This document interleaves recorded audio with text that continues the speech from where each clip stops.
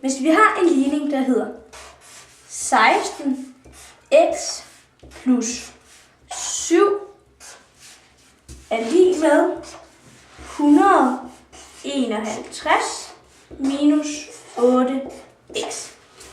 Når man regner med ligninger, så skal man altid tænke på, at man skal finde ud af, hvad x er. X. Det er x. Og den måde, man gør det på, det er, at man skal prøve at få fjernet så mange tal som overhovedet muligt. På den måde. Men når man skal fjerne så mange tal som overhovedet muligt, så skal man tænke på, at man skal gøre det samme på begge sider af lighedstegnet altid. Så hvis man siger plus 2 på den ene side af lighedstegnet, så skal man også plus 2 på den anden side af lighedstegnet. Så hvis vi prøver at skrive halvdelen af ligningen igen. 16x plus 7. Så er der herovre på den anden side af lighedstegnet et minus 8x. Minus, det vil vi ikke særlig gerne have. Derfor vælger vi at plus 8x til, fordi hvis man plusser 8x med minus 8x, så kommer det til at være 0.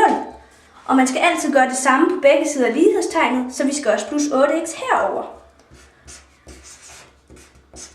Er lig med 151 minus 8x plus 8x.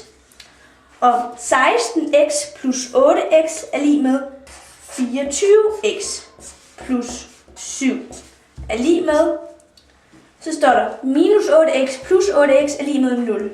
Så det fjerner man. Så der kun er 151 tilbage. Så for at få det gjort endnu mindre tallet, så skal vi have fjernet 7-tallet. Den måde man fjerner det med, det er at sige minus 7 på begge sider af lighedstegnet. Så man siger 24x plus 7 minus 7 er lig med 151. Og når man skal gøre det samme på begge sider af lighedstegnet, så skal vi jo også sige minus 7 herover. Så 7 minus 7 er lig med 0. Så det fjerner man. Så der kommer til at stå 24x er lig med 151 minus 7 er 144. Så for at finde ud af, hvad x er, skal man sige 144 divideret med 24, fordi der er 24 x'er, og det giver 6. Så x er lig med 6. Hvis vi skal se hele regnestykket her,